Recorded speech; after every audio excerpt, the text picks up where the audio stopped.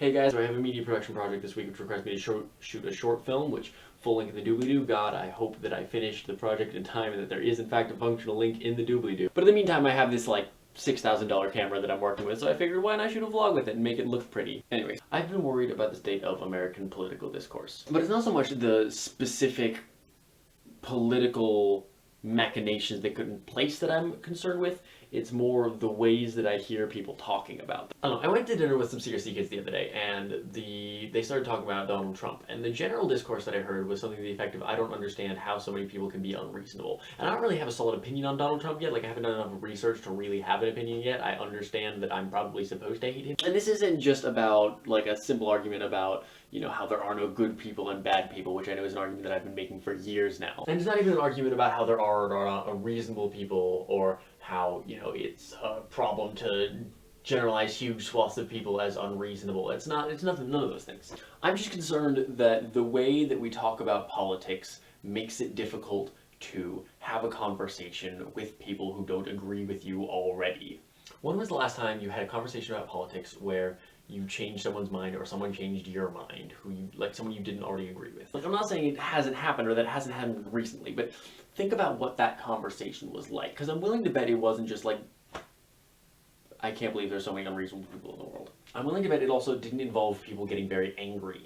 I think that there's this thing that people tend to do, which is completely understandable, where when they think an issue is really important, they get really invested in it, and they get really angry about it, and that kind of results in this weird moralizing thing. Like, even if your side is objectively morally correct, even if the other people are saying that we should go around murdering babies, let's say that's the platform, and these people wholeheartedly believe with all of their might that murdering babies is really the best platform to run on, then you're getting this huge backlash of people who are just calling them the worst, most degenerate people alive. And even if that's true, that's not going to stop any babies from getting murdered through this platform. Instead, here's how this is going to go.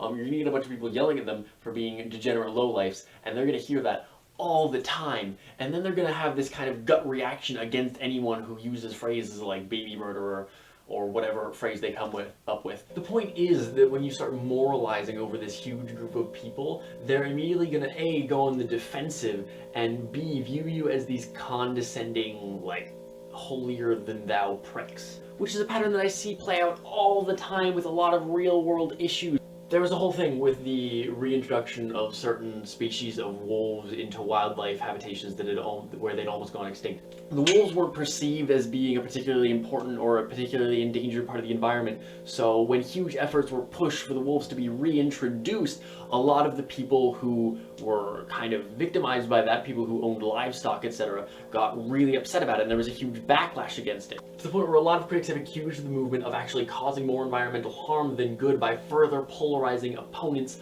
of wildlife reintroduction. So that's the kind of thing that I've been seeing a lot of lately that I'm concerned with, and I'm concerned it's just going to keep going further and further as the elections get closer. So I guess my main point with this is treat people nice, because in addition to it being the morally correct thing to do, it's also the practically correct thing to do. I had an additional thought.